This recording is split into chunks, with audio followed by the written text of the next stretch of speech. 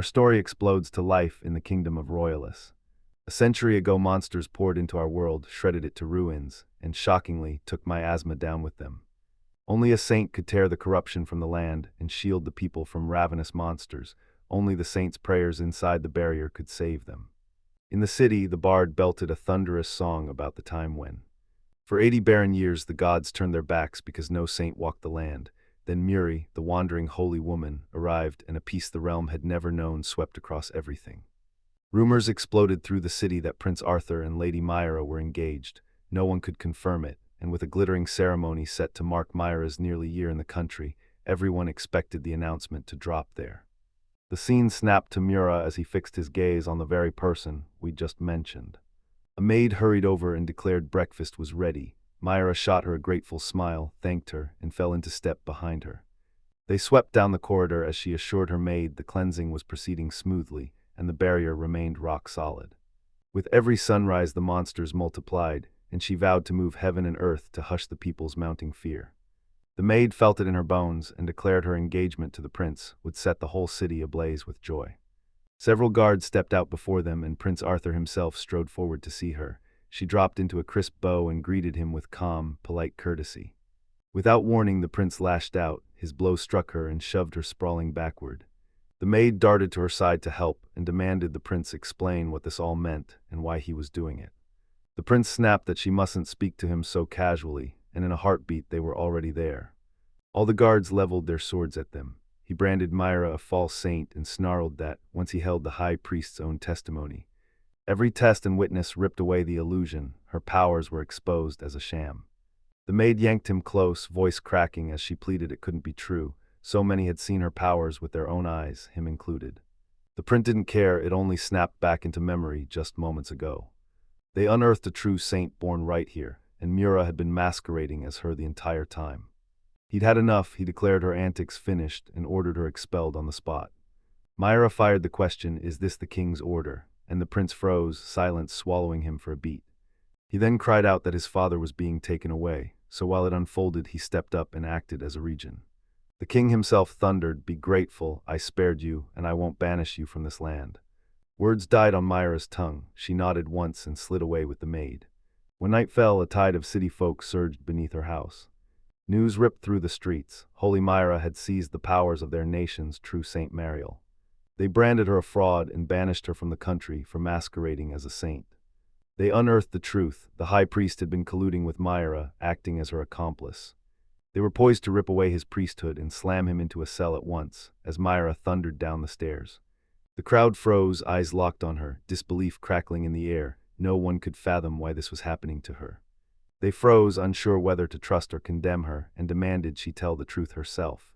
She'd been deceiving them the whole time. At first, they fought the idea she could be guilty. Their belief wrapped her in armor. She kept silent, and their doubt curdled into conviction like a pack. They turned on her. They branded her a fraud, insisting she reveled in fooling everyone. While Toil battled desperately to calm her down. One snatched up a stone, arm cocked to hurl it at her, but the other yanked his wrist and shouted that throwing it would unleash a curse on them. Myra whipped around, and the room froze as fear seized everyone. No one dared guess what she'd do next. She dropped into a flawless, ladylike bow and, voice steady and warm, wished everyone a good day. Once they cleared the city, Tull whipped around, eyes blazing, and demanded, "Why didn't you resist?" She knew the punishment was too harsh, but Myra shot back that it was pointless. They'd decided from the start and clearly weren't going to listen. Tull knew the citizens would have hung on her every electrifying word. They never suspected the quiet girl among them hid royal blood. She was Princess Myra, the third princess of the Kingdom of Addis. The flashback snaps into place. She herself strode forward and asked her about it, face to face. She stood before her family and declared she would forsake life as Princess Myra of Eddas to roam the wide world as a wandering saint, and her mother exploded in protest. She was only 15. And hurled her daughters so far away they were left utterly alone, with no one to help. She braced for a swarm of bad guys to come for her, but after non-stop pleading, she finally caved. When Mura finally set off, her mother grabbed her, eyes blazing, and declared, "A saint's role never fits into a single task." Later in Cordless, a new saint will be born to shape the future, stepping into the crowd to live among the people and stitch themselves into the fabric of their lives. Myra drank in her words and swore to wield the Holy's power to bring peace back to this world.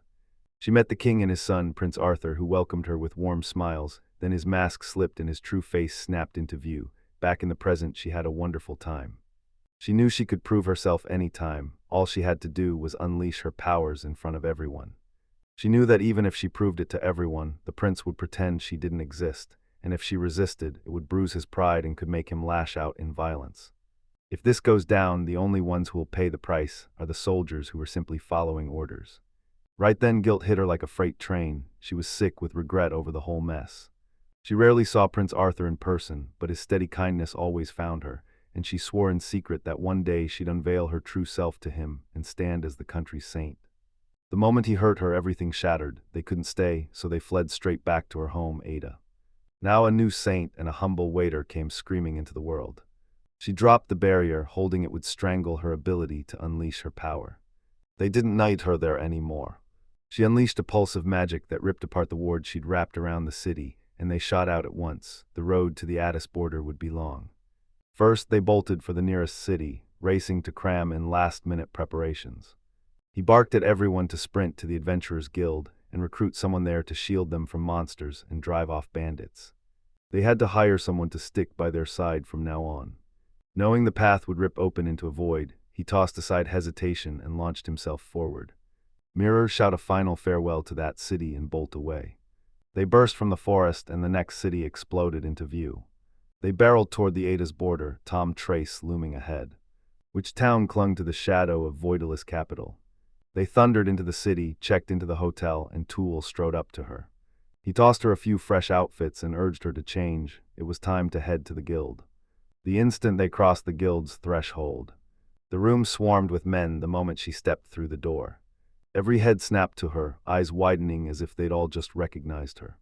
Meanwhile, Toil strode up to the receptionist and pressed, "Do you still remember your previous request?" The receptionist snapped that she remembered the request to accompany her to the border of the Kingdom of Addis and announced that requests for escorts had exploded in the last few days. She had one lifeline who could pull them both through. He was elsewhere and wouldn't return until tomorrow.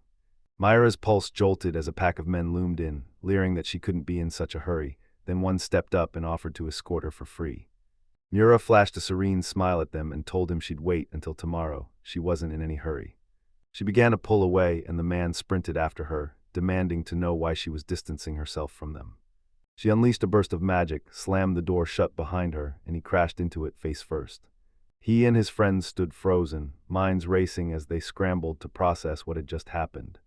They burst out of the guild only to find Miri had already slipped away, gone before them and vanished from sight. They burst back into the room, hearts pounding after seeing how the order had flipped in a single city, and knew they had to flee Aridalis territory at once. Word of the faint incident spread like wildfire. Anyone who lingered there now risked being snatched by shadowy figures, their fate a terrifying unknown. Mura snapped, "How did you pay for the hotel and the clothes you bought me? I thought you arrived penniless, just like me, fresh from the capital."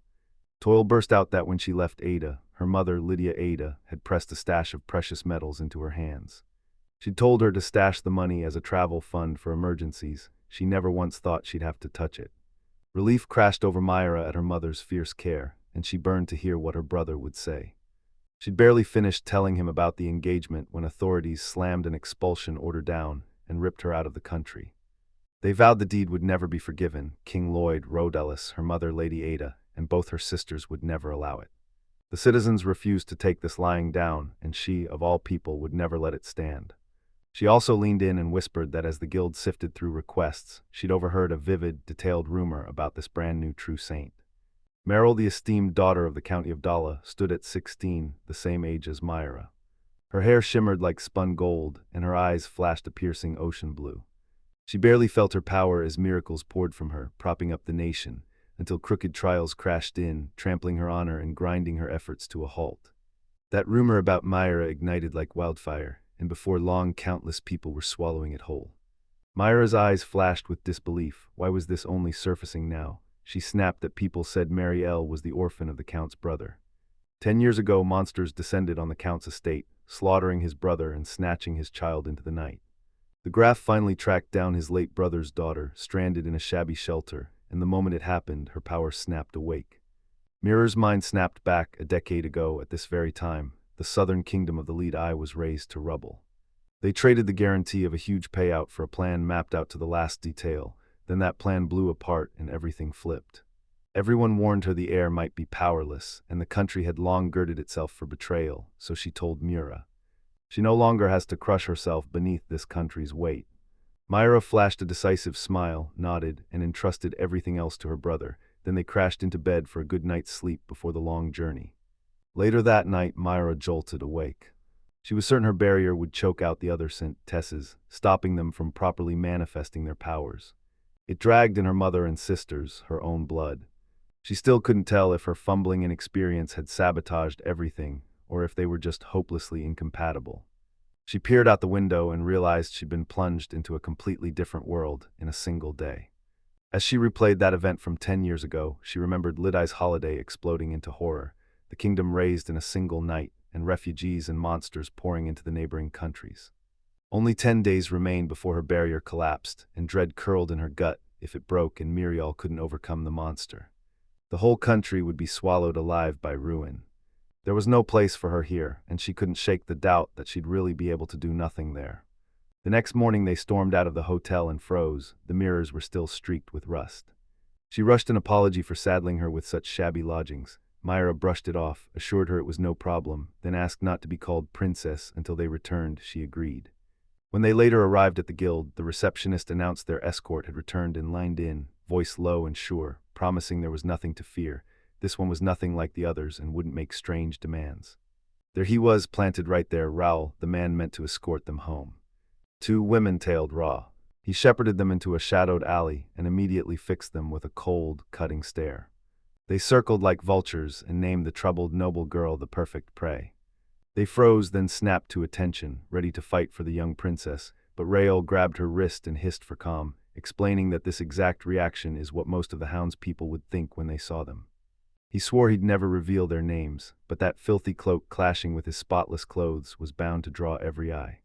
He barked, "Stay on my heels if you want to dodge the scoundrels at the border," and they surged forward. He swept them into the state store, the bustling emporium where many adventurers stocked up on gear before setting off. At last the leak stopped. They pounced on the perfect chance and bought everything they'd ever wanted. He surprised Myra with a cloak he'd bought. She liked it, but the cat ears made her call it very childish, and Raoul shot back that it suited her very well. Giles snapped, "Are you trying to look like you're swimming with a sword?" She smirked and shot back, "That's just part of my imitation." Myra snarled at her reflection, tugging at the cat hood she hated and fussing with her hair. When Raoul blurted she should keep it up, her silver locks would make her stick out like a beacon. She had to admit he was right. She'd never even thought of it, so she pulled one of her spells and watched her hair blaze into a new color. Raoul froze. He'd never seen anyone pull off magic like that, and the truth burned into Myra's mind. She couldn't let him uncover who she really was. She flashed a grin and declared it one of the applications of her magic. He narrowed his eyes, leveled a suspicious glare at her, and sneered, "That sure is convenient." He warned them it would be a brutal march, at least 10 days, and often dragging out to 2 full weeks to reach the Ida border on foot. The recent storm tore the roads up ahead to shreds, so they might need a little more time. He insisted they pack non-perishable compact rations to slash pounds off their load. The instant their training concluded. At last they snapped into action and surged forward. Later on the way, Myra unleashed a fierce thank you, every word searing with gratitude for everything he'd done for them. She confessed this was all brand new to her, and he dismissed her feelings with a cold scoff, snapping that he only did it because her payment was fair. Out of nowhere he barked, "Does this hardly ever happen?" She froze, utterly baffled. She had no idea what he meant. He stopped dead, breath snagged by a sunset hue he'd never seen, and she locked onto his fiery red hair and sun-browned skin. She already knew where people like that hid, locked eyes, and shot him straight. "Are you from the kingdom of Leda?" He hesitated, then snapped that he already knew her, the so-called saint, exposed as a fraud and now racing to the village. Myra put on a foolish act, refusing to own the town's whispers and insisting she'd heard the rumors too. With the false saint cast out and even the high priest vouching for it, she demanded the true saint be accepted at once. Roll warned that chaos often erupts around saints, either some fool goads their power, or the saint themselves weaponizes it with dark intent. Where chaos erupts, the land withers and crumbles into ruin. When the banished hurl a curse into the night, born of revenge and searing anger, misfortune can be unleashed. Despite all that, the smart ones bolted, gone in a heartbeat. He shot back that a true saint's arrival proved nothing, No one's righteousness, not the saints nor the believers, was absolute. This country could be wiped off the map. Myro's mouth went dry and words died on his tongue. They pushed on and slammed into a dead end, where a group of people stood as well. The downpour had turned the ground ahead into treacherous sludge. We could drive through in patches, but every inch was a gamble, and full restoration would take months. A swarm of people spun on their heels and charged down a different route. Myra dragged the group closer to map out their next moves and warn everyone they could still walk around, but the man had already said the ground could crumble beneath them. The mountain trail clawed at every step, the sky flipped on a dime, and danger surged back. With almost no options left, Myra urged the only reliable move: hole up in the city and wait until the roads were restored. Rolu cracked a grin. An extended shift would only pad his reward. He stormed out of the room, and Tull urged them to preempt any unforeseen problems before they even started. Even if their link snaps, Rolette will dispatch someone to track her down. They could have rallied to her, but Mura insisted, fire in her voice, that people must never fight in this world. She knew sooner or later Waitalus couldn't dodge the scrutiny this incident would unleash, while her brother would swallow his fury and push for a compromise. In the turbulent future of Loydels, its residents faltered, still unsure of the fierce strength pounding in their chests. She wasn't rushing, fierce calm settled in her bones. She just knew everything would work out. She knew staying there wasn't worth another second. Fear clawed at her. If rumors of her expulsion leaked out during the delay, they'd be warped into venomous gossip that painted her as the enemy.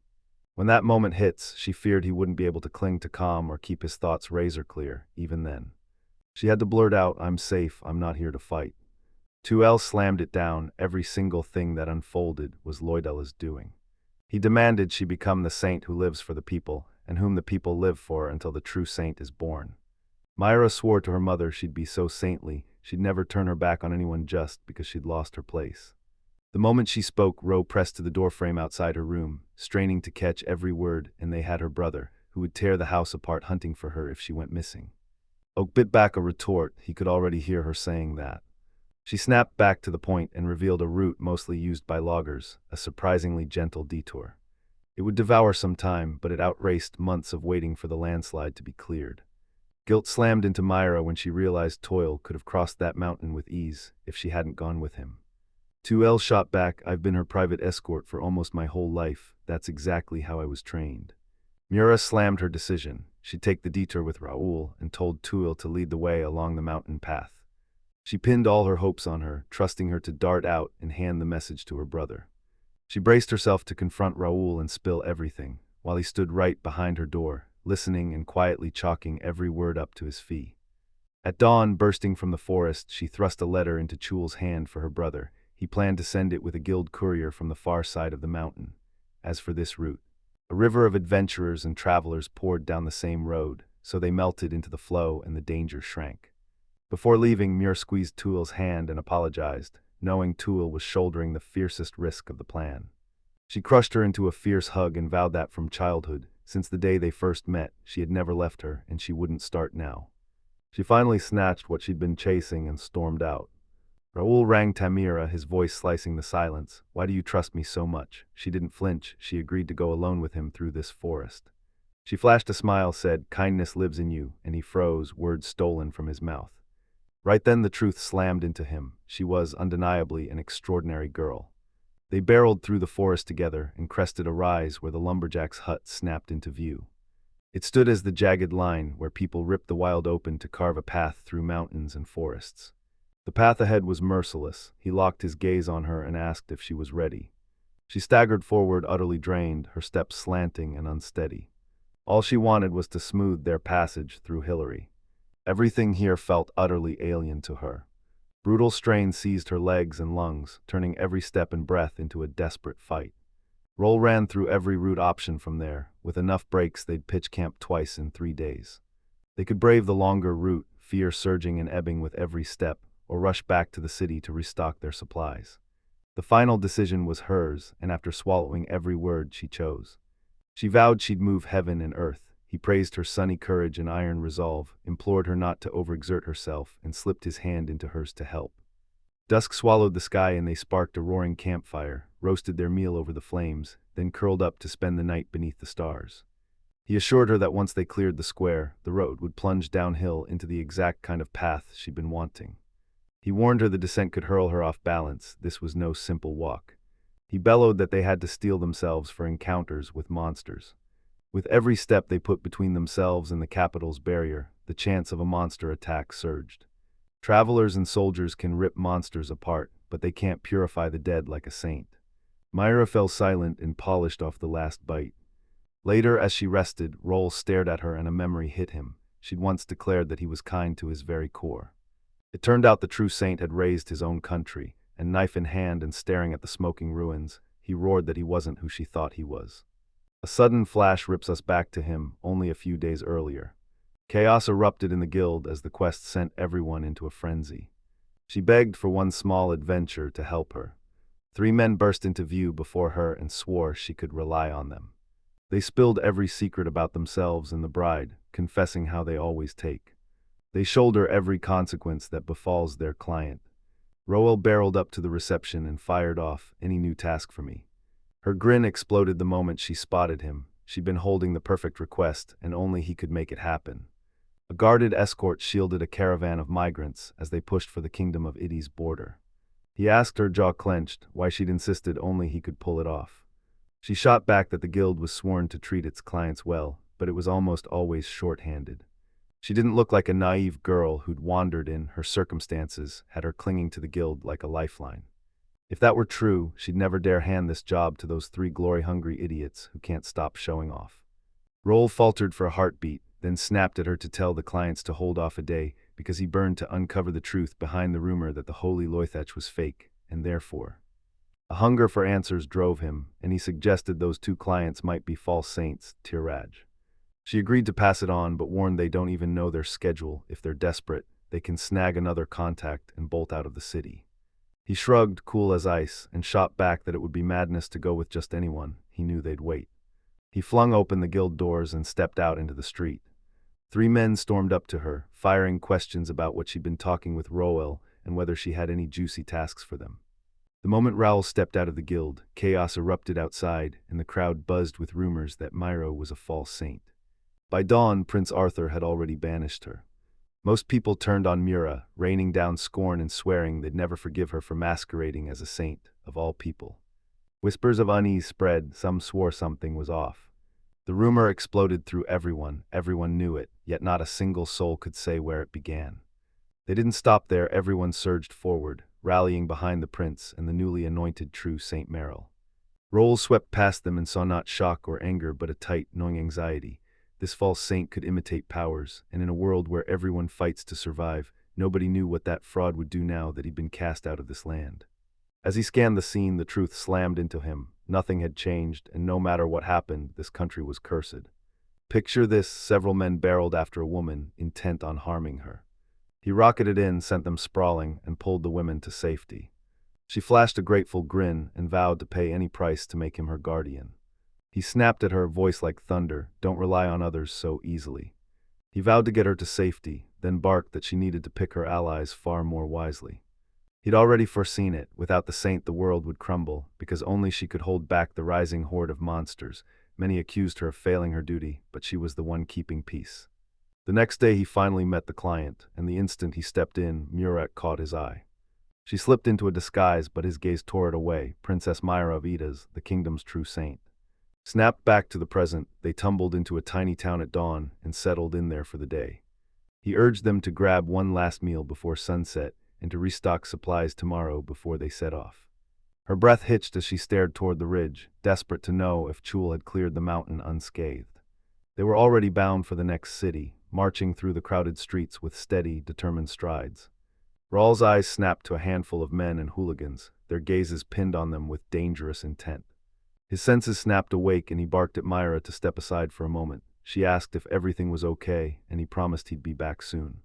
He forged ahead and left her alone as she relished the simple sight of Rawl finally eating in peace.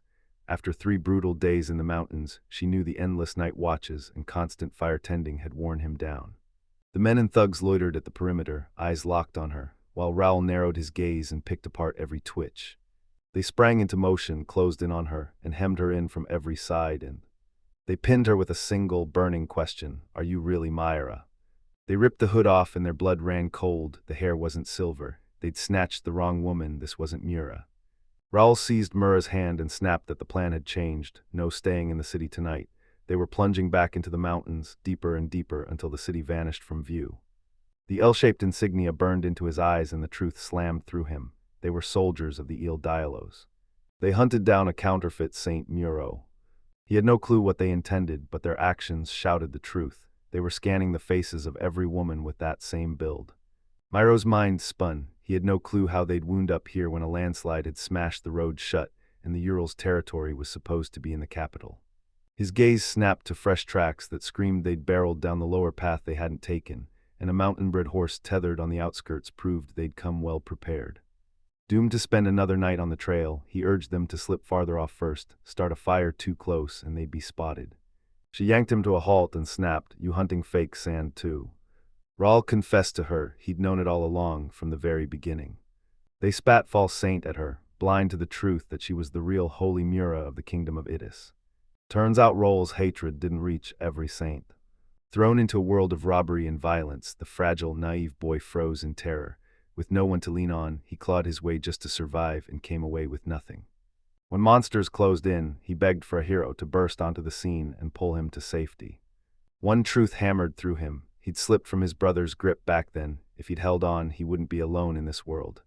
That tiny, reckless act ripped his life to shreds. No father, no mother, no brother, not even a hometown. He clung to saints like a drowning man to a rope. He knew he no longer had the strength to trust himself. That evening, with Myra resting at his feet, he still swore she was one of the reasons he'd wound up in this country, a true saint, even as everyone else branded her a false one. Unshakably sure of him, she trusted him and let sleep take her even though they'd only just met. She radiated absolute trust, utterly convinced she could rely on others. Memory slammed into him. He finally knew why he'd recognized her at first glance when they met. It was rooted in Lidai, his homeland, long ago. A mysterious saint burst onto the scene and raised everything, and former King Idas personally rallied his army and marched to Lidai's aid. That waged war on marauding monsters. Roll wanted to thank him, but the man's presence crushed his courage. He swallowed his words and slid behind his brother while his brother talked to him. She wore the ironclad dignity of a Lida royal. Then the king cradled the girl. It was Myra, and though he stole only a single glance, her face seared into his memory. Snapping back to the present, he choked out an apology, admitting he'd been pretending not to recognize her all along. Myra cringed, unable to meet his eyes. Her lie lay exposed. He already knew who she was, and humiliation seared through her as she realized how foolish she looked. She dropped her gaze, whispered an apology, and confessed she'd been hiding her true identity. She stepped forward and officially declared to him that she was the third princess of the kingdom of Idis. Relief flooded him, and they vowed to wipe the slate clean and get it right this time. All he could think, drag her alive to the border. If he pulled it off, he'd repay her for that time someday and finally lift his head a little. A flashback exploded, yanking us into the royal palace, as the king wasted no time telling every noble in the room about the last saint born in their land, roughly 80 years ago. She wed the king's younger brother, but the title changed and the power didn't. Powerless, she endured crushing torment. Saints are austere minimalists. They forged nothing but the simplest talismans. The saint was born earlier into a noble family. She grew up in an orphanage and endured scathing comparisons and ruthless discrimination. Doubt froze the king from naming her a saint, and that hesitation left them without an heir. Years bled away without a saint born in Loyalus, and people across the nations cried that the silence was divine punishment for how they'd persecuted the last saint. They branded this nation cursed, forsaken the moment the gods turned their backs. The king caught wind that the healing saint would soon sweep across the neighboring lands, and he vowed he'd ask her to remain in his realm, also that ultimately. Arthur forged a fierce, unbreakable bond with her. The king urged his people to unite and march as one toward a brighter future. Picture a future where the nation's foolish deeds, by rulers and ordinary people alike, can be wiped away, and true hope finally takes hold. Arthur flashed a smile and agreed with his father. The moment he returned to his room, he unleashed his true feelings. He bristled at the whole idea. To him, a saint was just someone who'd recently gained strange powers, while his father worshipped them like gods. All of it traced back to events 8 years ago. Calling it a curse made him scoff. Most people agreed, but the king and his subjects wallowed in pathetic weakness, and he knew that was the true curse. He seized the reins, determined to straighten out this saint himself. He wore a sweet mask for Mura, shadowed her every step, and threw open the gates of his kingdom just for her. Rage burned in him as people bowed to her like royalty for being a saint, even though she had no home and no family. His father barked orders. He must take her hand and proclaim her his wife. Laughter ripped from him at the mere thought. So one day after a long wait, one of his men finally came with the news. They'd tracked down the saint who, not officially recognized yet, she's just been plucked from the orphanage and brought to the count's estate. Her name was Meryl, and she was the mayor. He resolved to go there himself, taking the high priest and a few others to comb every corner in person. He'd heard she was of noble blood, but had been left parentless. Arthur gave him the go-ahead, ordered him to tell no one for now, and demanded every scrap of the investigation be reported straight to him. This was the moment he'd been waiting for, so he burst into laughter at the whole spectacle because they burst into laughter and stumbled upon a saint who was actually a nobleman. He swallowed his excitement, steeled himself, and moved with razor-sharp caution. Too many unknowns, and this had to slot perfectly into his plan. He craved the spotlight, determined to be a blazing beacon that sparked hope in everyone. He unleashed a storm of rumors, planting whispers that would explode when the time came. He could forge this into the grandest spectacle imaginable. He began by twisting the facts and scattering them through the nights, shredding their certainty until they stood frozen, clueless what to do.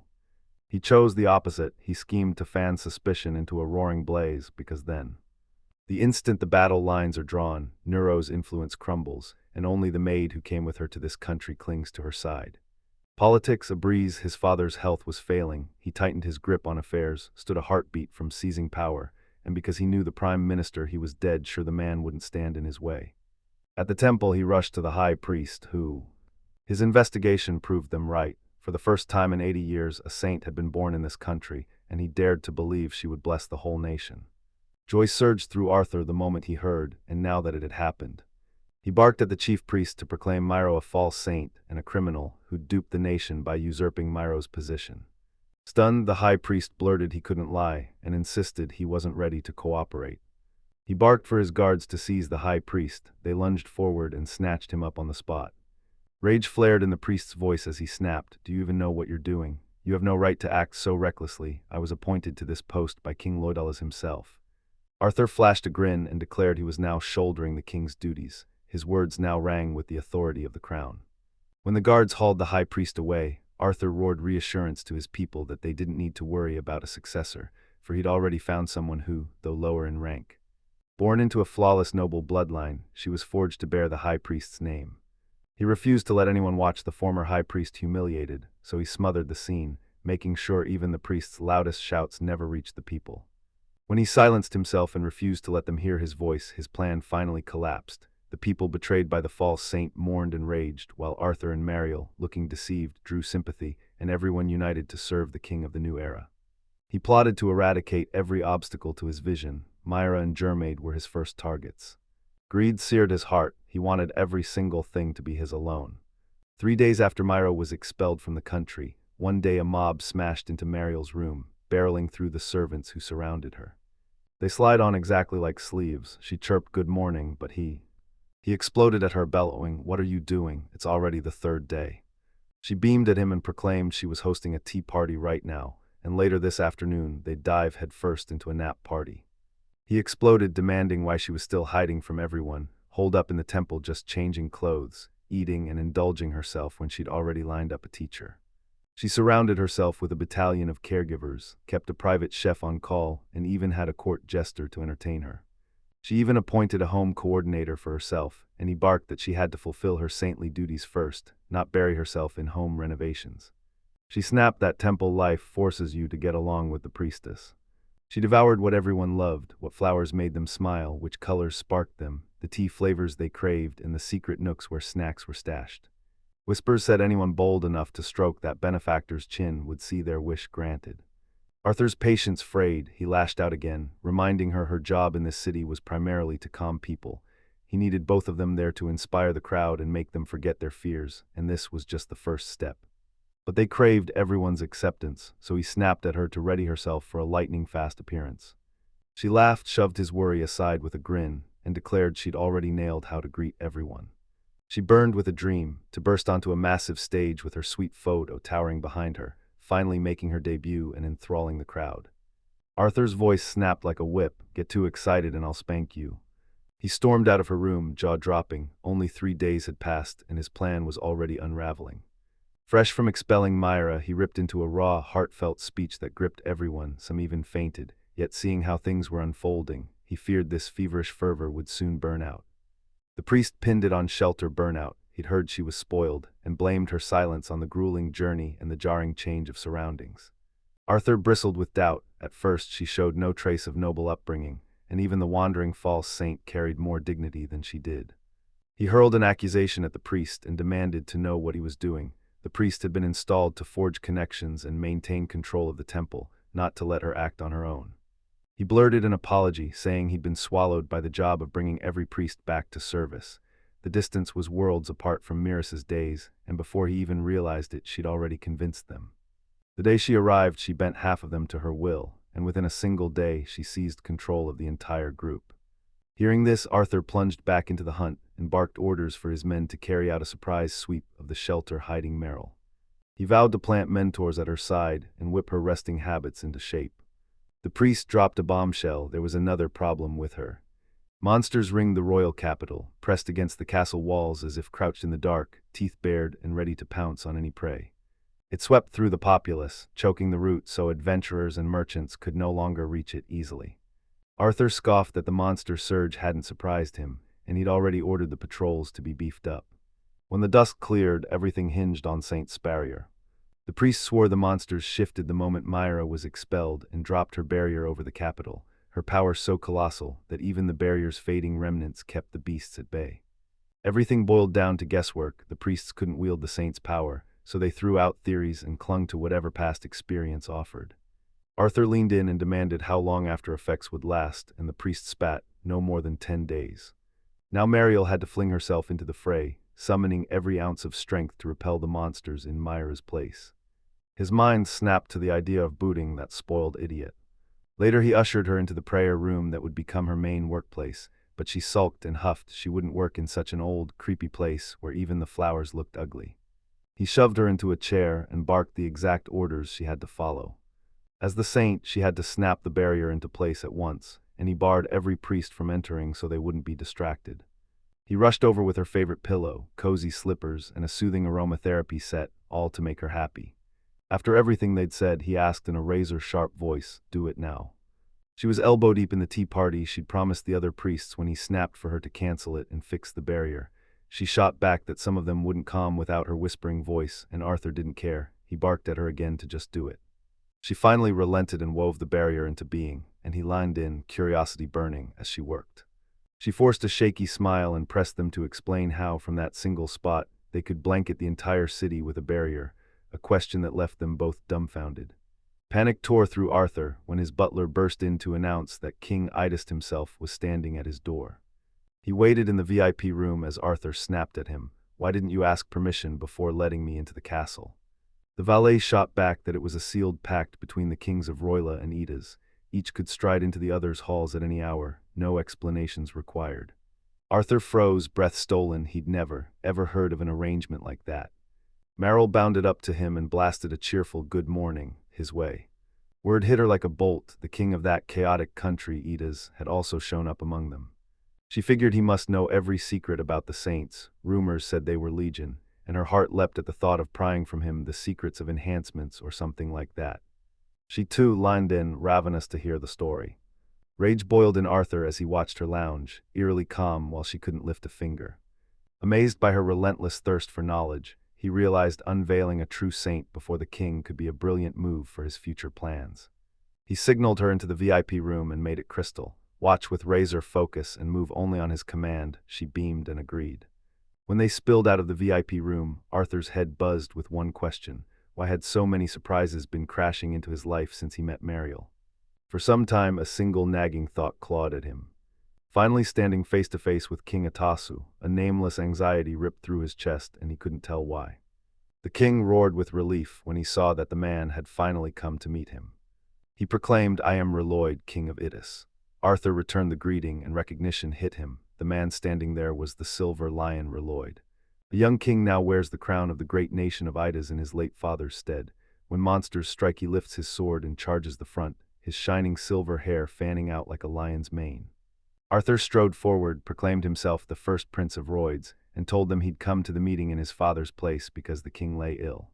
He thought that everyone hailed King Idas as fierce as a lion, but seeing him now, shakier and gaunter than the stories, proved he could hardly wield a sword with any skill.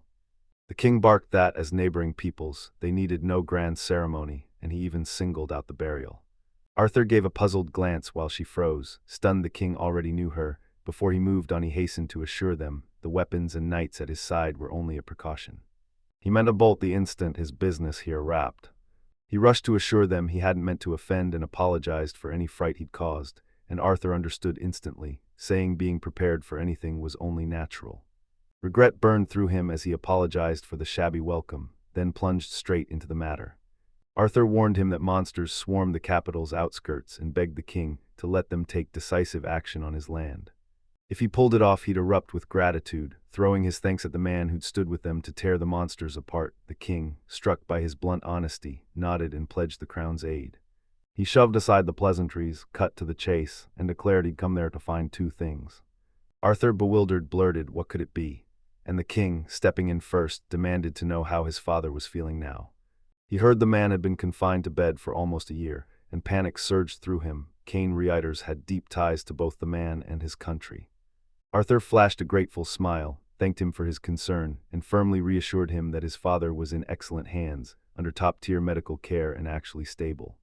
Reloid's memory slammed back to about a year ago, when King Reiter unleashed a fateful, game-changing decision. He declared that once the traveling saint is accepted, the saint will shoulder the duty of healing the land as he journeys through the countries, and with that he severed the aid they'd been getting from neighboring nations since they lost the saint 8 years ago. That year, with the saint at their side, granaries brimmed, monster attacks dwindled, fear fled the streets, and the economy exploded. Support collapsed beneath them, their new gains filled the gap, and they surged forward. Arthur echoed every word, then declared, "That's exactly why Merrill is with us now." At that moment the king shot his hand up, the motion a sharp, silent signal to his knights. Suddenly a strange, electric tension slammed into the room. That king's decision from a year ago gnawed at him, and when he realized the monarch was using the saints as tools, just like the old kings, dread flooded him. The king told Reload to his face and even threatened to curse him for it. Arthur laughed in the face of the curse. He had me utterly lost as he steered the conversation. He insisted that if such a thing really existed, his father would have named him successor, and he was baffled why his father never once mentioned the deal with King Idas. A cold clarity snapped into place. His father had confided in Reloid and shut him out, and the real question burned: why had he come to them right now, of all times? The truth slammed into him, the recent chaos snapped into place. Idas harbored several saints, and King Voidas had forged a pact with King Idas. At last the saint who'd visited a year ago, his hair the same ghostly gray as King Reload's, felt the truth slam into him. Sweat poured down his face as fear clamped his throat, and he forced his breath to steady. He ripped the thought from his chest and forced himself to believe it couldn't be real. She was just a wandering saint, who played no part in this tale, no involvement, nothing else. King Roulette cracked a knowing smile and proclaimed his intuition was razor-sharp. The truth hit, he was right. Mariel, clueless about what was happening, mistook the king's words for praise and blurted that the prince was extraordinary. He bent every choice to the kingdom's good, always putting the entire realm's interests first. He guarded his people with fierce devotion, threw himself into helping them, and the entire kingdom thrived beneath his rule. Meanwhile, bewilderment ripped through Arthur. He had no clue what she'd say next after he'd barked for silence and demanded she just follow him. She did the one thing he'd been desperate to stop. She ripped off the mask and started spilling exactly how that false saint schemed to reach his goals. He froze, stunned, as the intrigued king spun to her and demanded, "Who is this false saint?" while they lunged to stop her right there. She pressed on, snarling at him that the false saint was a foolish fraud who had tousled her gray hair. She did nothing but steal from others, a pitiful marionette. Arthur himself ripped off her mask and exposed her. The false saint sapped Merrill, leaving her weak. She turned on Arthur and stabbed the whole country in the back. Finally, she ripped into Myra, branding her a cruel, filthy sinner who brazenly claimed the mantle of sainthood, a false saint. Arthur lunged to shut her up, but it was already too late. An icy hush slammed through the room. I locked eyes with the king. He pinned them with an icy glare and demanded to know why she had fallen silent. Mariel went rigid, breath stolen, as the knight's gazes snapped to them. Terror hit Arthur like a punch. He clamped a hand to his throat, as if his head might be torn from his shoulders. King Reload summoned him and snarled for a brutal, vivid description of the false saint's face. He dropped his gaze and confessed her hair had gone gray. The king demanded of him whether she resembled a wicked woman bent on luring others, even Arthur, into a trap. Trembling as death closed in, he gasped that he hadn't meant it, but the king barely blinked, unmoved by his plea. Cloaked in kingly duty, he personally ordered her banished. I finally blurted out to him that a year ago, she slipped into this kingdom undercover at King Loidalus's personal summons and posed as the capital's saint. The moment she revealed her engagement to the prince, they branded her a false saint and drove her out in disgrace. He'd come that day not for ceremony, but to find Sister Myra. Arthur's jaw dropped, stunned all over again. He clung to the lie of his innocence, insisting he knew nothing as he feverishly plotted to pin every last shred of blame on someone else. In that instant, one name slammed into his mind. Count Dialo. He blamed him for everything, declaring Dialo had engineered it all, the same man who'd been spreading slander about her across the kingdom. Jaw clenched and voice trembling, he pushed on. He and everyone else had been used by him, and it had ripped their lives apart beyond repair. Then the king echoed Arthur's own words, recalling how Arthur had seeded whispers that she was a false saint, and urged the people to raise their voices and expose her. They heard she had no place here, and forced her to feel the crushing weight of her sins. The king knew it all. Arthur staggered as his second lie was torn open, and Reload praised him for having fiercely loyal subjects who remembered every word he'd told them. They refused to help him, and the king pinned him with a cold, threatening stare that made him wet himself. Ice calm, the king declared his father's choice a reckless blunder. Reload refused to call out anyone's faults, but because his father had shown him kindness, the truth clawed out of him, one thing he had to tell him. He snapped at Arthur, "You're utterly unfit for all of this." The instant the man stepped past him, his legs buckled and he crumpled to his knees as if every ounce of strength had been ripped away. Terror clenched him. Muriel reeled in stunned silence, and as the king moved to leave, he called her back and reminded her she was holy, born in a land that had long been without kin. Only the next generation will rise, wielding the power to banish the miasma. She'd been stripped of every ounce of power, so he stormed out into the courtyard where Arthur's butler and a priest waited. Riley said he'd formally discuss it later, and the butler snapped, "Are you heading back already?" A roaring crowd greeted him, but the king spun around and thundered. They told him coldly to leave. His staying had become pointless. Every sunrise slammed the truth into them. In just days, the mirror barrier would crumble, and monsters would surge into the royal capital like a dam finally giving way. The soldiers shoved into the clash will burn out, and everyone will roar in disbelief. Why is Mariel still holding back her strength, even with the threat staring her down? And why she hadn't shown up? No amount of prayer would let her fix this. The life and wealth she'd forged over the past year teetered on the brink, ready to shatter before her eyes. The neighboring states of Adalis couldn't deny the monster onslaught either, but they'd only bring armies for coin and favors, never to save the royal capital for free. The moment the earth and people's hearts plunge into despair, King Roulette will rise again, and he'll most likely demand peace in return. Then he'd roar that he was the hand of salvation, declaring who had brought destruction to this nation. Panic, fury, and suspicion will explode and lash out at Prince Arthur. He knew it all too well, and the very thought of it clawed at his sanity, dragging him toward madness and leaving him completely off kilter. Now regret exploded through him. If he'd known who she truly was sooner, he never would have acted or stooped to such extreme measures, but now the roles had completely changed. Terror seized him as a voice in his skull snarled he was powerless. Confess, and everyone would turn on him. Defend himself, and he'd only ignite Reload's wrath. He felt the lion's fangs at his throat, and knew his only option was to thrash in terror until they sank in. He writhed like a rat in a cage. His glittering castle had turned into a suffocating prison. Just this morning he was grinning as the plan fell perfectly into place, and he desperately wished it was all just a dream. He felt it in his bones. This was really happening. The seconds were bleeding away, and once the monster attacks began, there'd be no turning back. He had to scramble to protect himself before they struck. He reached out to foreign governments, but every door slammed shut. No nation would risk helping someone under constant surveillance. He toyed with murdering Reloid, but when the image of a full-scale war slammed into him, he shoved the thought aside. Then a colder, sharper idea flashed into his mind. If he beats her brother to Myra, he'll race to win her over to raise a protective barrier around the capital, and if he treats her right, King Reloid might just forgive him and hand him a second chance. He seized that idea like a lifeline and swore he'd let no one crush his spirit. He still treated everything like his personal kingdom, and he swore he'd keep it that way.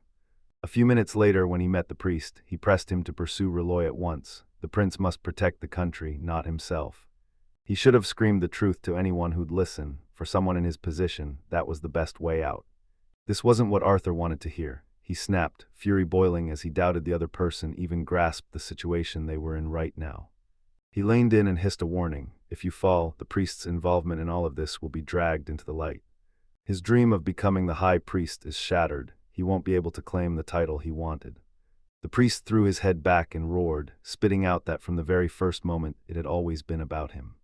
Arthur's jaw dropped when he heard someone say they didn't care whether he became high priest. The temple hadn't seen a saint in over 80 years, and saints held no power. The title fell to his brother, leaving him forever trapped as nothing more than a priest. He chased the promise of adventure by getting to know Arthur. In just 10 days, everything shattered. Newly anointed Saint Tess crumbled into uselessness, and the prince was left with no true allies. He sneered, crowing that the man was a fool, sinking the whole country with his play acting as a commander. He laughed in his face and taunted that, though he always thought himself clever and in total control, he made a total fool of himself while Arthur exploded, yelling that he'd been planning to hide behind his back all this time. Mary cut everyone off and snapped that she was far from the incompetent they'd all written her off as. She clutched the protective talisman Tidin in her hand and told the prince that, after relentless struggle, she had forged it herself. She burned to show him this. She'd followed his instructions to the letter and believed that made her a true saint. Arthur shrugged cold as ice, then exploded. She'd blurted too much before the king and dragged him into this mess, and he spat that making those charms was a total waste of time. He slammed the words into her face. If you can't set a barrier now, you're nothing but a worthless burden, and she froze, stunned into silence. At that moment his valet leaned in and dropped the bombshell. Meryl wasn't from a noble family. A shelter inspection ripped the lid off the lie. She wasn't a 10-year abductee, she'd been taken in as a newborn, and the whole thing was a publicity stunt by Count Dilo, desperate to seize the honor of restoring the same blood test. The priests erupted into mocking laughter, sneering down at them with cold contempt, but old Maria refused to believe it. She burst into tears, sobbing that the Count himself had declared she was his brother's child and vowed they'd take her in. She pleaded with Arthur to forget the orphanage for now and reminded him he'd already said it. If she'd heeded him, you'd have handed her a life that blazed bright forever. The irritated prince snapped at her to be quiet, sneering that she lacked the influence the powerful enjoyed, while the priest watched with a pleased grin. Drive him to his knees with searing agony, and then. The priest declared this was exactly why the prince trembled at Myra's name. The prince froze, stunned the priest would say it aloud. Myra wielded an unfathomable power and hailed from a foreign land. That truth always gripped the prince with cold, gnawing fear. He sneered, taunting Arthur as just a terrified boy desperate to grab control of everything, a barb that set the prince's fury ablaze. He demanded he say it again while Muriel clung to him, pleading, "Can you finally see me as a saint? Can I stay there?" Arthur howled at her again, declaring she had no right to even think about such things, screaming that since she arrived she'd done nothing and was utterly useless. Her heart splintered and fury surged. She jabbed the question at him again. Had he ever pulled off anything meaningful on his own? He roared, but the monsters behind the walls refused to budge. It slammed into him like a punch. He was blindsided, and deep down he couldn't deny she was telling the truth right then. He recalled Kin Rolette sneering that the role didn't suit him, and his mind frayed until he was convinced that literally everything and everyone was rising up against him. He thundered, "Royal guards, stand ready." He bolted into his room, slammed the door shut and locked it, sweat soaking his shirt as panic clawed at him. He had no idea what to do next. He kept telling himself he wasn't guilty, summoned a retainer who warned monsters were swarming the capital by the minute, and the castle guards couldn't hold them off alone. He implored the prince to mull it over. They had to obey King Idas to stand any chance of surviving, but Arthur tossed that aside and barked one command: guard only Arthur, nothing else. Terror gripped him with every step his whole life, and he swore that if his brother and mother were nearby, everything would change. The streets buzzed. Why had King Idas swept into the capital, and why was the holiday still nowhere to be found? Even through the glass the monsters were unmistakable. They tore into the footprints, desperate for answers. Arthur sank into solitude. He couldn't summon the strength to face another person. Silence crashed over him without warning. The whole world went bone-deep quiet. She strode up to him and declared it an honor to seek King Arthur alongside Roy Lidis. She revealed that on her trip to the Northern Temple, she'd picked up word of what's happening in the royal capital right now. She'd already ripped through every monster beyond the walls, banishing them back to the ground with her purifying power. Disbelief slammed into Arthur, leaving him utterly shocked and speechless. He thanked her for her efforts and clarified he was currently only the heir to the throne, not the king. She rushed out an apology for assuming, then confessed she'd heard he'd soon ascend the throne of this land. She stepped forward and proclaimed, "I am Ariano, a walking saint." She declared she wanted no position or fame. Serving the true king with the power given to her filled her with fierce, unshakable joy. The moment he heard it, Arthur knew in his bones it was divine providence. When she stepped into view, a mountain of tension slid off his shoulders, and he asked if she'd stay by his side and lend her strength to this great nation. A cold, predatory smile curled her lips as she swore to obey his every command. He didn't suspect a thing. She coiled like a serpent, eyes drilling into him, then struck and swallowed him whole. The scene snaps back to Mura, fingers darting through leaves as they pluck only the safe, non-poisonous fruits to eat on the way. But most of them oozed poison. Raoul pressed urgent advice on her. When she harvests, always take from the titmouse, and she thanked him, gratitude blazing, for teaching her how to survive in the forest. She felt the barrier's scent draining away. You urged them to hurry, your voice tight with urgency. Night closed in on them too, and when it did she launched herself forward. Later they rolled into the city to restock, and she locked onto it amid the chaotic market stalls. Shelves emptied as people hoarded supplies, the city erupting into chaos, monsters closed in, and the so-called holy Medinas were exposed as fakes. She adored a pond in the city, a rare oasis of calm for unwinding that many other traders relied on like a lifeline. Then she unfurled the map, and after they restocked their supplies and caught their breath, they set their course for the border along the mountain trail. Rose sneered, convinced the fearless pursuers had no clue where they were and wouldn't dare try a clever ambush. Huddled in the trees, they strained their eyes toward the other side, and nothing stirred. Myra fired the question at him, had those men abandoned them? He conceded it seemed so, but the chance they'd run into them again was high, so they had to melt into the shadows. She posed as a roaming adventurer, but another obsession burned behind her eyes. She lined in, eyes blazing, and demanded whether he knew anything about the wizards they'd hired before. He declared to her that many wizards ply their skills for coin, but some accept only specific commissions and keep no shop. Right then a cloaked woman glided up to them and hissed Roll's name. Recognition flared and then shock hit. She'd known him before, and her jaw dropped to see him actually spending time with a girl, something he almost never did. Raoul snapped at her to leave the girl alone, startle the girl, and she detonates into explosive magic. They brushed her off and moved on, and Mura realized magic wasn't all powerful but bent to your strengths and weaknesses. He couldn't underestimate the brutal endurance it demanded. Raoul tore through memories of her training, and the truth slammed him. If that's the case, the new saints of Medina must be the same. Her power thundered, but it wasn't endless. They had to fear Durlow's soldiers. He didn't know what they'd learned about Mura. They could pick her out by her face, not just her height, and her strength was a blind spot. He had no clue how much she'd withstand once people and monsters swarmed in. He planted his feet and vowed to shield her with his life, to see her safely to the border, just as he'd promised. They strode past only to find the people of Direwell still tailing them, hidden in the shadows, eyes tracking every move. That night they checked into the inn to sleep, but before they reached their rooms, Mura seized his hand and dragged him to the tavern. I wished him good night and he blinked, a small flash of surprise crossing his face. After that, she darted into the room, collapsed onto the bed, and realized she hadn't slept in a bed for 5 days. She glanced over her shoulder, pulse pounding, and figured the men hunting her were probably tied to the strange events unraveling in the capital. Guilt gnawed at her for not telling Roll the whole truth sooner. Ever since they learned about those pursuers in the last town, she'd been struck by how ferociously he cared for her. A shadow darkened her doorway, and within heartbeats it set the doorknob ablaze.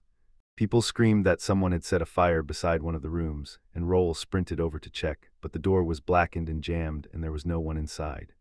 No one could force it open. He ripped it wide and stormed inside to check if Myra was okay. She lay sprawled on the bed as he slammed the door shut and barreled across the room to see if she'd been hurt.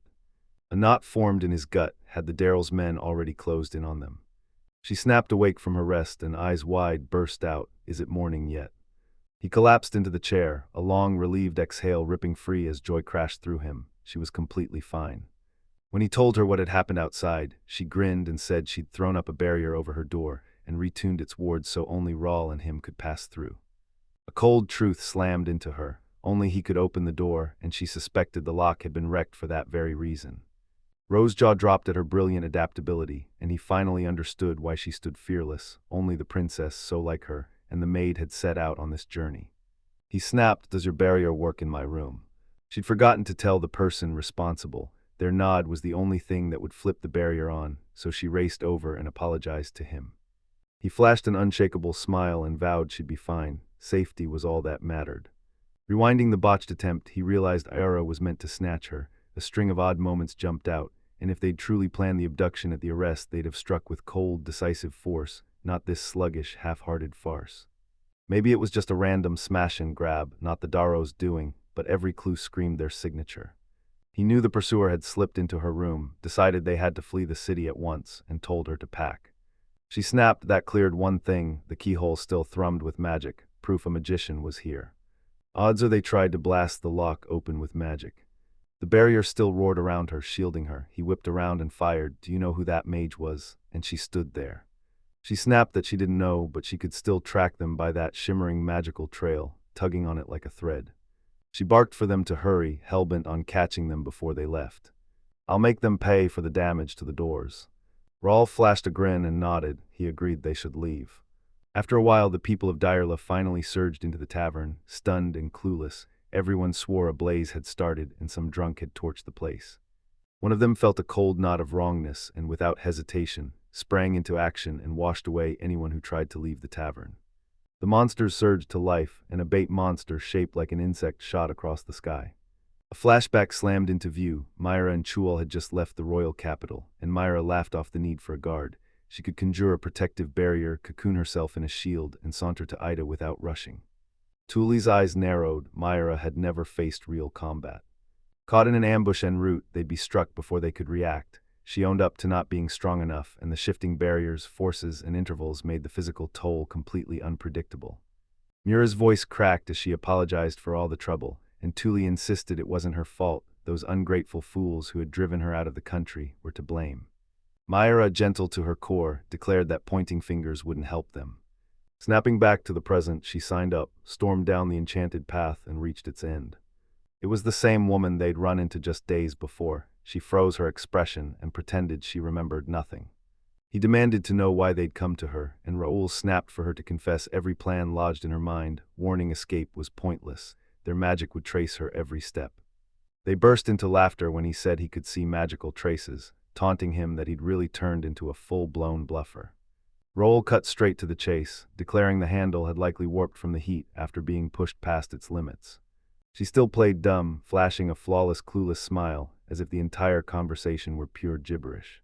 Myra brandished one of her spells and vowed that if she wanted proof it was her, she could provide it by the dozen. Her jaw hit the floor as a child wielded advanced barrier magic, and realization slammed into her. They could actually find traces of magic. Myra swallowed a threat, lined in with icy calm, and demanded to know why she was trying to target her. She accepted that the other hated her fine, but demanded that rage be aimed at her alone, not unleashed to frighten people or smash their belongings. The women froze, tongues tied, and blurted that she had no idea who she was. She was pinning all the blame on Raul. He cold-shouldered her when she came by to say hello, so she flashed a sly grin and teased him playfully to get under his skin. She also mentioned that ominous soldiers were prowling nearby, leering at her and grilling her with questions, and it infuriated her. Raoul snapped to attention. She warned that if a commotion erupted they'd rush over, so she just wanted to experience what she'd done. She was just messing with the lock to hear a click, found it already open, then pushed her luck and torched the lock. Ro whipped their head around, scanning every shadow for someone tailing them. Mura ordered her to apologize to the landlord and pay for the broken door. She didn't so much as blink in refusal.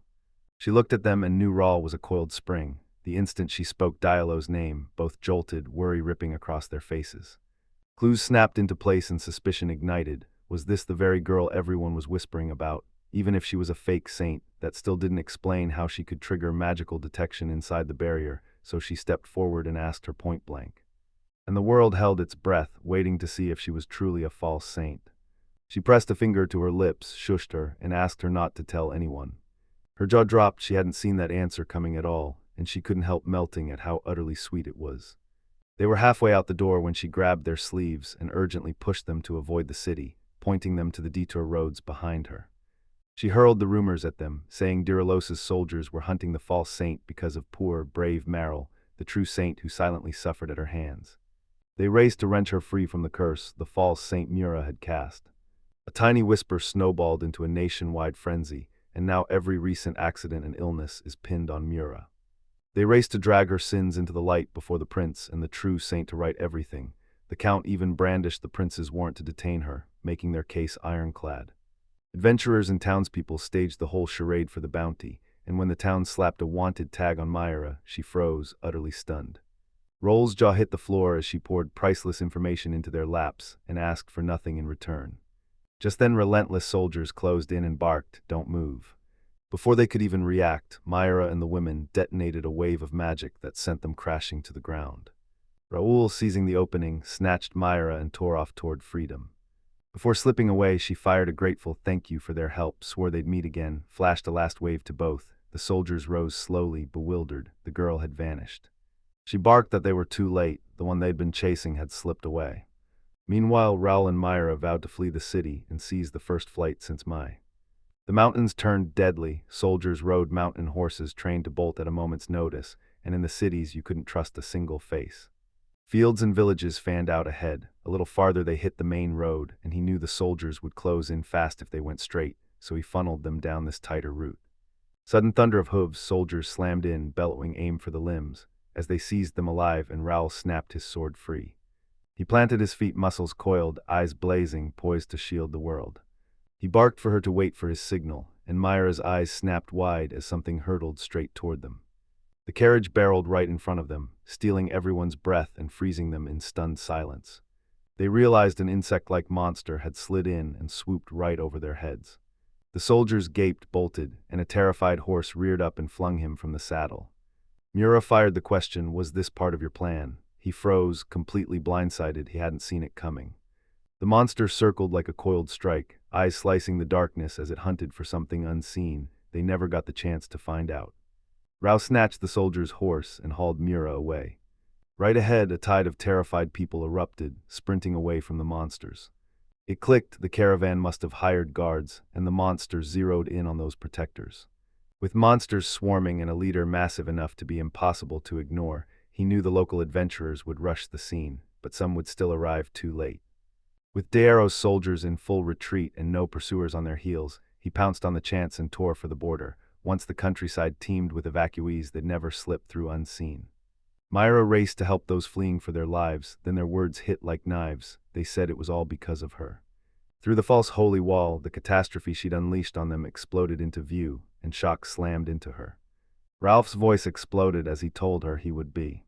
Resolve burned in him. He wouldn't flinch from his duty. He was supposed to protect her, and though he lacked the strength to turn the tide or save every desperate plea for help, he stepped forward without a second thought to shield her.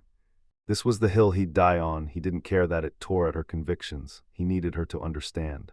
When he recalled the saint's faith, Myra felt a spark ignite inside her. She wrestled with what she truly believed and vowed to her mother to become a saint who lifts people's worries as much as she can.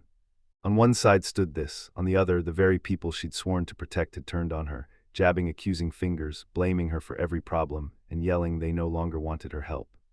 Caught in a daze, she almost missed the monster lunging at a man, so she vaulted off her horse and slammed a crackling barrier around them. Roel came to a halt, anger never sparked. He simply smiled, already knowing the saintly weight she carried. The horde pivoted from the panicked crowd, every snarling head fixated on the two of them as Raoul snapped into position to join Nura. Now they faced a brutal choice. Annihilate the monsters or finish the evacuation before reinforcements crashed in. He ripped his sword free and planted his feet, ready to stand his ground. The monster lunged at them, cleaving down anyone who dared stand in its path. He leapt into the fray to shave a few off their numbers, and shouted for Myrid to weave a protective ward around everyone else against the monster's attacks. She agreed. That towering abomination kept birthing wave after wave of monsters, and she knew she had to act. Her usual purification stood no chance. Fear tore through her. Without a scrap of combat experience, she knew she wouldn't last long. She channeled every ounce of power and hurled one savage, decisive blow to end it. She conjured a crackling barrier around him and slammed it shut, locking him inside. She unleashed every ounce of her cleansing power into the barrier and crushed it tighter and tighter. She poured every last ounce of strength into a thunderous blast and shattered the main monster once and for all. The strike detonated like a second sun, ripping the sky open and burning so bright the whole city could see it. She crumpled from exhaustion and Raoul scooped her into his arms. Even he staggered at the raw, unmeasurable force packed into the mere echo of her attack as the villagers stood before her. He too gaped, blown away by what she'd just pulled off. Relief crashed over her. Everyone was safe. but she realized a long-burning anger had been living inside her for years. Not far away, Jader and his two kids recoiled in terror as a blinding light ripped across the sky. He reassured them everything was fine, then strode forward to see for himself, certain he knew what that blinding light was. Later, the townspeople staggered when word spread that a girl had obliterated a disaster-class monster in a single heartbeat. They cried out that it was a miracle, swearing no spell or sorcery could ever command that kind of power. Kids erupted, shouting her name. Saint and the guards exchanged frantic glances, hearts racing as they tried to pin down where she'd ended up now. She'd been resting in a cabin. When she jolted awake, confusion slammed into her. She had no idea where she was and launched into a desperate search of the room. Roll burst in, relief lighting his face when he saw her awake, and with a teasing grin asked, "Did that straw bed treat you to any nice dreams?" Confusion still clouded her eyes, but her first instinct was to freshen up. After she splashed water on her face and steadied herself, he leaned in and revealed they were holed up in a quiet corner of the village where a few locals had granted them a cabin, and she'd already been resting for 3 days. She gasped an apology to him for storming off. He lunged to stop her, and she yanked him straight into a brawl. He leaned in, promised everything was okay, and fired off the question, was she still feeling pain or discomfort? She shot back that she felt fine now, and that the earlier fatigue must have come from channeling that immense power. She's anything but tired, energy crackles through her, as raw strength swells with every heartbeat. He also told her the people she'd saved had snatched up whatever they could carry and bolted for the city. His gaze raced over the chaos, no serious injuries anywhere, a jaw-dropping mismatch for the monster's colossal onslaught. Myra's grin lit up the room as she chirped, "Is there any bad news?" He confirmed it existed, then discovered his equipment was gone. He fumbled it as they faced the Dioro's soldiers, and now the chaos has swallowed it. Even the bag she carried shredded the moment she unleashed the spell that blew the monster to pieces. They're now completely penniless, every last coin gone. As they plotted their next move, she froze as voices thundered in from outside. The crowd surged toward the saint who'd saved their lives, jostling to meet him and drown him in gratitude. He blurted that those people had been asking to see her for 3 days straight. He was moments from deserting everyone to fate, but her split-second choice yanked him back. She acted and saved countless lives. He believed she deserved every ounce of the praise they were lavishing on her. Silence seized her for a heartbeat, and the people's voices swelled into a roaring tide. She snapped that she wasn't as indifferent as he thought. She confessed she still burned with rage at every single one of them. She poured her heart and everything she had into them. They turned their backs in a heartbeat, and she vowed she'd never forgive that. Being a saint didn't mean just raising walls. She had to wrench the fears that had burrowed into Roy Dallas over 800 years from his bones and lay them to rest to win true peace. A saint who poured every breath into her people, she was showered with their fierce, unwavering love. She, who had scarcely ever left her castle, tore herself from its safety to shoulder her first duty as a saint. She had no idea how she'd pull it off, but she strode in with blazing pride, determined to repay the crowd's warm welcome. Pride flared in her chest and the affection she'd coaxed to life over the last year. She was soaring on a streak of triumph when the prince branded her a false saint and her world came crashing down. Anxiety clawed at her, but she squared her shoulders and tore into her argument. She absorbed every blow people hurled and kept rising, unbroken. If their plan was simply to kick her out, she refused to leave chaos in her wake. With no counter-argument, she knew they'd point every finger at her alone, and she clung to the desperate hope it wasn't their fault. As days passed and everyone swallowed the prince's words, they hurled vicious rumors that humiliated her, and she questioned what the past year had even been for. She scrubbed every favor she'd ever done for them from her memory and kept repeating, "Don't blame them." Their meddling tangled her life even more, and when the new Tess was quickly embraced here, a cold doubt flared. Was all of this happening to her just because she was a foreigner? That's why when people needed saving and she was astride her horse, she froze for a heartbeat and almost left them to fend for themselves. It hit her like a thunderbolt. If she didn't leap to their aid, she couldn't fulfill her duties and she'd feel betrayed by her own expectations. Raw cut her off, snapping, "Everyone behaves like that." A storm of hurt crashed over them, the instant their ideals and resolve began to buckle. Calm snapped back, she was only human. He became convinced Myra was extraordinary, nothing like that other saint. When her nation betrayed her, she stood unbroken, refused to abandon her ideals and always did the right thing, and before long he began to idealize her. He slid down beside her and before he spoke, apologized for what he was about to say, afraid she'd hate it since he still didn't know the saint's true test. She brushed him off, "Don't worry," then admitted she was grateful. His words clicked and sparked a small surge of courage in her. "So?" He shot her a look and fired the question, "What do you want to do now?" He ached to know every desire she harbored and every refusal she might make next. She'd only just woken and snapped she wouldn't be rushed. She needed to lie back and steal a few more minutes of rest. Her resolve never faltered. She dove headfirst into danger to drag people to safety. Dread burned in her chest as the last threads of her barrier around the royal capital strained to snap away before the other could even form. The capital proclaimed they'd found a new true saint and tore down its barrier. When she realized he hadn't raised his, cold fear shot through her for everyone still inside. She realized there was no barrier. St. Mariel was either totally drained or utterly unable to use its power, and if they hesitated, many people would die before her brother could even react. She'd watched monsters rip people apart with her own eyes, and already pictured the entire country being engulfed the moment her barrier collapsed. At first she meant to let her brother handle it, but the danger baring its teeth erased that plan. She couldn't go home and stand idly by. She refused to accept losing everything so easily, fury coiling in her veins. She vowed to shield everyone, then Rull's slow smile met her, and panic clawed through her as she blurted that she too knew those words were nothing but cruelty. When he warned her earlier that news of a false saint would ignite fierce backlash, she realized her silence back then had fanned a panic far bigger than she'd ever imagined. She'd rushed to judgment and the truth crashed over her. He'd probably think she was a fool.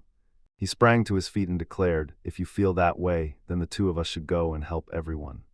He thundered that they should rip off their masks, stride out with regal dignity, and finally reveal the true face of the holy kingdom of Idis. She'd spent her days racing home and dodging every fight, but he now knew that if she truly wanted to help everyone, she didn't have to hide anymore.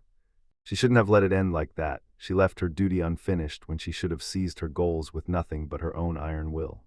If any chains dared bind her, he swore he'd shatter them with his own hands. She'd just scored a second chance at life in this country.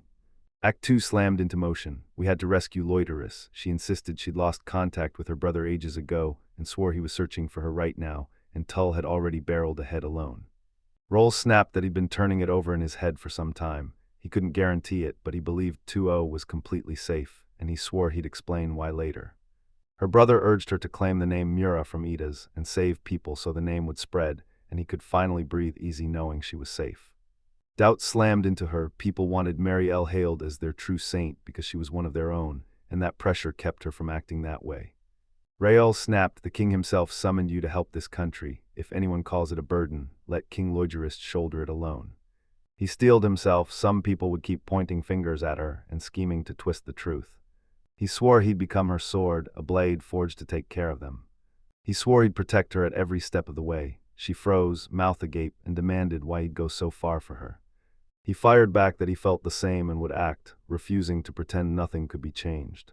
He swore he'd fight tooth and nail to get her across the border alive. He wouldn't let a single soul die. He slammed his fist down and vowed he wouldn't allow this while he was here, then softened and told her it was perfectly fine to trust her brother that much.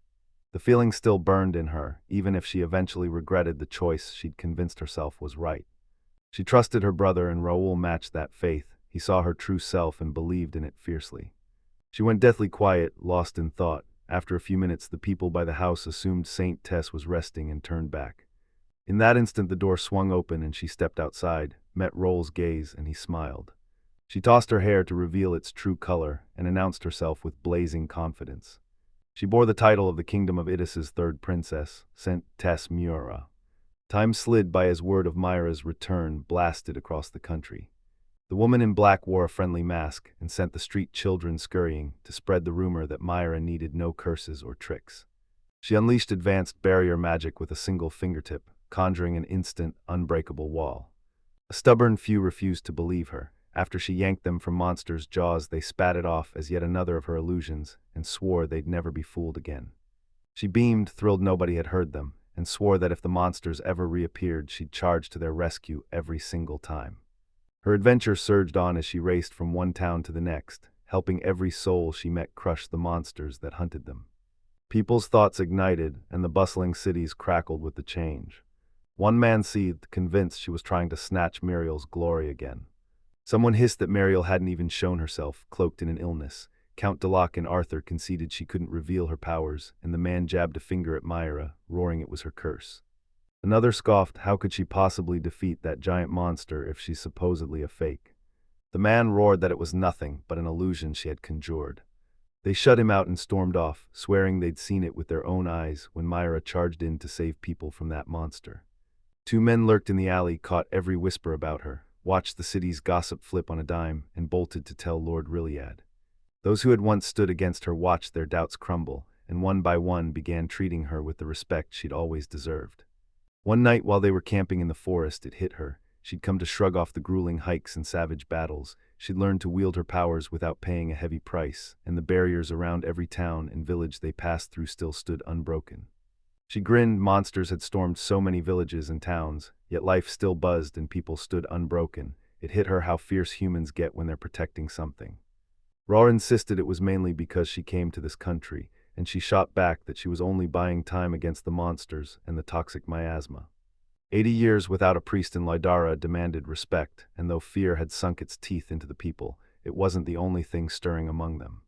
Roel felt none of it. He was certain life hadn't shifted a single inch in the past year. A brutal curse clung to the nation, locking everything in an unending, soul-sucking sameness. And not a single thing has budged since his grandfather's day. He steeled himself, curse or not, they had to move on. This land had birthed them, and a sham saint couldn't shift their resolve. At the same time, he declared the clock was ticking. Sooner or later, the people would see through the royal family's lies. The instant Myra crossed her threshold, Arthur's reckless gambit would rip apart 80 years of hard-won trust, and he could only cling to the faint hope that enough supporters remained to keep the country a monarchy. She snapped that she felt the same premonition. It was about Arthur's half-brother, the second prince of Jadar. Rolls snapped, is there a second prince in the castle? She shook her head. She didn't know. All she'd heard was that he'd had to go to the village before she arrived. She'd never laid eyes on him, yet she ached for him to come back to this country. The next morning they scrambled to pack their things. Myra's pulse spiked. Something had just sliced through the detection barrier. 4 children surged toward them. They stood bewildered and clearly lost when she declared she was the Princess of Ida and asked if she could help them with anything. The moment they learned she was a princess, their eyes blazed and they begged her to rush to the village where wounded people needed help. She declared they'd be safe and joined them, and on the way they revealed what life was like in their village. No adults were there, only them, standing alone in the hush. An injured stranger staggered in from outside, and unable to patch him up themselves, they split up and sprinted off to find someone who could. Roll roared his approval, insisting they'd performed astonishingly well for children, and Myra snapped, you were alone the whole time. They hadn't been alone the whole time. Jadar had been right there with them until just moments ago. Just as their names were spoken, Jadar finally caught up, breathless and grinning, relief roaring through him when he saw everyone safe. Mura and Raul staggered, jaws dropping, when the person standing before them turned out to be the Jadar of Lydara's second prince. Their jaws dropped when they saw what he was doing there. His gaze snapped to Mura. He knew instantly, a walking saint, roaming the streets to help anyone in need. He declared meeting her at last a great honor, then ripped straight into business, asking for her hand and her consent to marry him. Out of nowhere he slammed face first to the ground right in front of them, and the two froze, utterly bewildered. They swept back into the village, and even more children erupted in joy at Jadar's safe return. His body still trembling from weakness, he shoved Myra forward, announced her as Ida's third princess, and barked for everyone to greet her with the respect she deserved. He barked that once she heals the wounded, they have to hash out a matter, so lunch gets pushed up the moment they're done. In the house, she dressed the older man's wounds and urged him to rest. He would need time to regain his strength. The old man voiced his gratitude to her. All of Jadar exploded with joy. Everything had turned out perfectly. Later he pulled Myra and Roll aside, and immediately flashed the royal ring he'd been carrying. Their doubts evaporated. The proof had already revealed him as the second prince, and he added that he'd been fully aware of their situation. Branded unjustly, she refused to bow to the lies and hurled herself, whole and fearless, into serving the kingdom. The monster crisis still can't win foreign cooperation. Other nations have balked, leaving them to fend for themselves, and chaos could erupt the moment his brother's actions come to light. He hurled himself into the thick of the fray, ready to dive in, yet he had no way to tame the chaos or protect the people. Duty thundered in his chest. Born into a royal family, he answered it and refused to let others' efforts fall to nothing. He dropped to one knee before her. As the second prince of this kingdom, he shouldered his brother's shame, apologized from the heart, and poured out a wholehearted thanks for protecting the people of the state.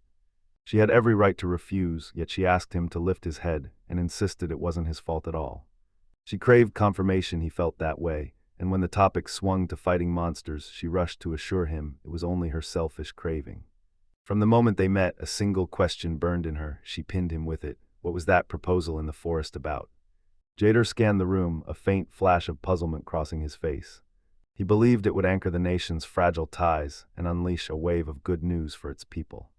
She swallowed an apology and admitted royal duty had tied her hands. As a princess, she couldn't decide. Only her brother, the king, could make the final call. Realization slammed into him, and he dropped the topic like a hot coal. A flicker of surprise crossed their faces. He shifted the subject, aware they were both busy but refusing to let them leave without a proper goodbye. He begged for the go-ahead, if they didn't mind, to accept them with every ounce of himself. They shrugged and lingered, as if stealing a few more heartbeats could never be wrong. They pounced on his invitation, and she too hungered to learn more about the village. Later, all the children sprang into action, kindling fires and forging a feast from the forest bounty they'd hauled in for the guests. When the monster tore into the village, terrified villagers fled, abandoning these children to the chaos. Jader stumbled into the village, spotted the abandoned children, vowed to stay and pour every scrap of his knowledge into them so they could survive, and his mother came here to recover. Roll's gaze snapped to the scene. The two of them had already driven every monster from this area onto the night shift. Relief erupted in Jader. They could finally call the people of this village back. The moment they learned they'd be moving back in with their parents, the kids erupted into wild cheers and clung to each other in pure, bubbling joy. The old man, the same one who'd been here before, strode back outside and volunteered to fetch the news himself. Jader leaned in and asked if he was feeling better now, and he snapped that he wouldn't lie idle in bed while the children twirled. He said when the attack struck he was hauling his belongings to flee, the guards abandoned their posts, he lost everything, and now he's left with nothing. Roll's jaw dropped as the old man snapped they were lucky. The monsters hadn't dared the village's depths, or the children and the prince would have been in serious trouble. Myra's memory snapped back to that recent talk with Raoul. They'd just agreed it would be maddeningly hard for her to keep raising barriers everywhere they went. He knew this, even if they somehow managed to filter them a bit, sustaining her stamina and carving out the route would swallow hours whole. When a jumble of barriers, every shape and size, closed in, nobody tested how their detection would differ. She snapped back into the present, sprinted to the old man and blurted an apology for being late. He met her with a warm smile and assured her she had nothing to worry about. They were dangerously short on hands. The village guards were bone-weary and couldn't even man the roads, and Darrow's private soldiers had inexplicably pulled back. He demanded to know what was happening in the capital, and Roll growled that the outskirts were choked by landslides. Cutting them off they could detour, but plowing straight through would be easier. Regret slammed into Jader. If he'd been faster, everything could have gone a different way. As goodbyes loomed, she beamed and declared she was overjoyed to sit at the same table with so many people again, after such a long break. Jader burst into thanks for all she'd done. She faltered and glanced at Roll, unsure, and he met her with a firm nod. So she begged them to move in with the others for a while. Jader and the children gaped as she revealed that hunting monsters on the road wears you down, and they'd long been thinking they needed a base they could always return to and rest. Perched on the barrier's edge, the village catapulted scouts out to probe the perimeter and hunt monsters. People would come back eventually. Right now the villagers needed every ounce of help from these two, and she swore that together they carried the strength of 100. They vowed to keep helping, and the children leapt with joy when they heard both would join. Suddenly all they could picture was endless hunts and wide fields to cultivate.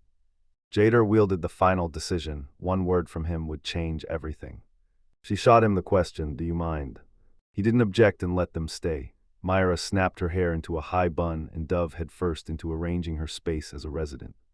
Raul broke away alone. Jader demanded where he was headed, and Raul snapped back that he had to stop at the forge first to fix his sword.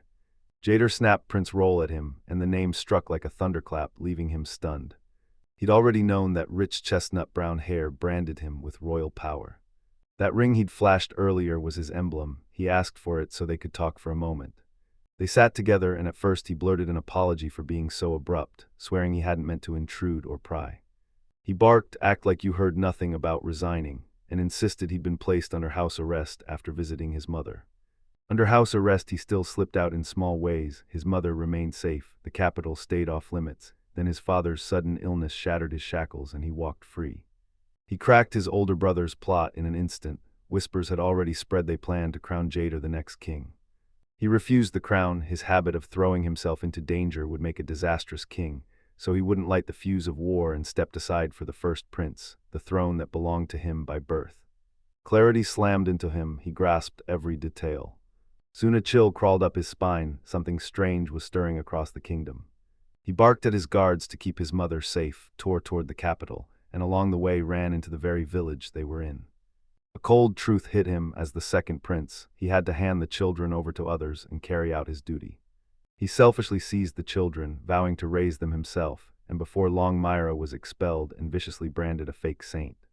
A few days ago, when he chased that blinding light in the sky, he could have raced straight back to the capital, and the children could have held the line until the people returned to the village, but he doubled back again. His negligence warped his priorities, and he realized that when his father fell, the monarchy trembled. Monsters swarmed the land, and Myro stood alone to fight. He'd stalled, and he kept imagining that if he'd raced back to his castle sooner, the whole outcome could have flipped. Guilt gnawed at him for what was unfolding. What's tearing this country apart right now? He'd planned to head to the capital in a few days, but Miri's honest plea pinned him in place. He couldn't refuse, and he wouldn't hide behind her as an excuse because that would humiliate him. He slipped away before the sparks could fly, fading into the night so his burdens wouldn't drag them into another fight. Rose snapped that he'd felt it already. Something was wrong. This wasn't just about him and Nurai anymore. Even the children were starting to catch on to what was happening.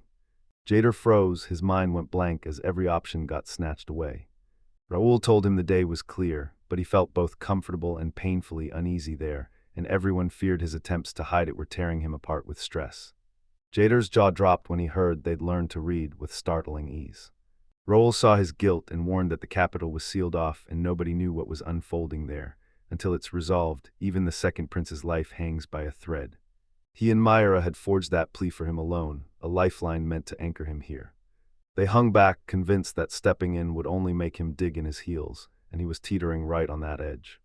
He vowed the day he'd shoulder responsibility would come, and he and Myra would stand by, mending the country bit by bit and clearing a path for him. A jolt ran through him. The second prince mirrored Myra's, maddeningly inconsistent. Shame already seared him. People read him like an open book. He steeled himself and confessed he'd always admired Saint Myra and secretly believed in her light. When he finally met her in the forest, the world vanished and he blurted every thought that crossed his mind, making a total fool of himself. A fierce new feeling exploded inside him for the first time. He later spun it as a political gambit, sure it would be easier to manage and spare her from feeling cornered.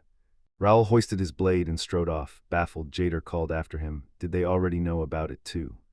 He scoffed and vowed he'd pretend he'd never heard him say a thing. A few days later, the village stitched itself back to its old rhythm, but they still had to cook up a reason to go to the capital. Raoul barked that the tale of second Prince Jader riding with Murat to rescue heir to the throne Arthur sounded far too perfect and would spark suspicion, and he reminded her their real goal was to escape. Davos flanked her brother, King Reloid. If she truly wanted to head to the capital, he swore he'd ride at her side. They asked him for a story, and he offered one far simpler than the rest. He whipped the hidden row ring into view, and she froze as the divine wolf's mark glared back at her. The truth slammed into everyone. He descended from a royal line of light-eyed people. He begged forgiveness for hiding it all these years, and voice-breaking, told her that as a boy he first met her when King Ada came to his hometown, Lai Dai.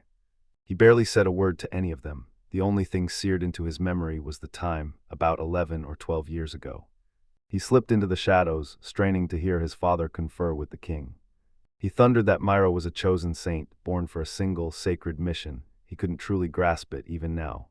It hit him. She didn't help others out of some heroic mission or because she was special. She helped because she couldn't bear to watch anyone hurt. She lunged in, fueled only by the iron conviction to do what was right. Pain lanced her, and refusing to forgive would have been the easy choice. She dove inward and owned every raw failing. In moments like this, Jader mirrored her, chasing his own ambitions, yet he threw himself into his duties with honest, unwavering resolve. They clawed and clung to anything within reach, panic and despair driving every frantic grip to survive. Raoul ached to see how Arthur, both prince and citizen, would step in for Raoul's brother-in-law, face the people, and answer their questions. The ring burning in his palm, the truth slammed into him. Now he understood why she never directly accused Arthur. Even after what he'd done to her, she carried on like nothing could bend her. He told her, eyes alight with holy conviction, that his country had perished. A holiday so potent it snaps loyalties and makes people betray everyone in an instant. His entire nation was erased from existence, and ever since, any belief in stability turned to dust inside him. Everything he believed in shattered, trust in himself vanished, and he scraped by, barely surviving as an adventurer. Even while he dragged others to safety during the mission, every rescue only dug him deeper into self-hatred. It gnawed at him without mercy, he burned to shatter it out of spite. It wasn't simple, bit by bit survival swallowed him whole, until the hunger for revenge was gone. Then he met her. Since that moment she reveled in the saintly role, savoring the act and answering only to the pull of her heart. It shattered his worldview. He'd always pinned holy women into just two labels, saintly or wicked. He watched as fury ignited in her eyes, then she laughed, scrambled to prepare snacks, fretted openly, and even started handing out water. She jabbed a finger and declared that having a mother that holy was only natural. He hashed it out with Yandere and finally nailed down his decision. He swore that the instant he lent a hand. If she makes it to the border, he'll sprint back to Lide and stay there for a while. With monsters swallowing most of the territory, he clung to the hope he could still help his country. For years he looked the other way at everything around him. Now he steels himself to shoulder the responsibilities of the last surviving prince of his land. Mura lit up when he heard he had a clear goal in his head, but it wasn't that goal. He grinned, declaring he was wildly glad he'd finally managed to meet her. She flushed and whispered she owed him her thanks, but it felt far too soon for any final words, so let's leave that aside. She stood there clueless how to even contact her brother, and he swooped in, calmly explaining it was way simpler than she'd feared. While the two of them talked through the night, a fierce certainty burned in her heart. She already knew exactly what the next chapter would be.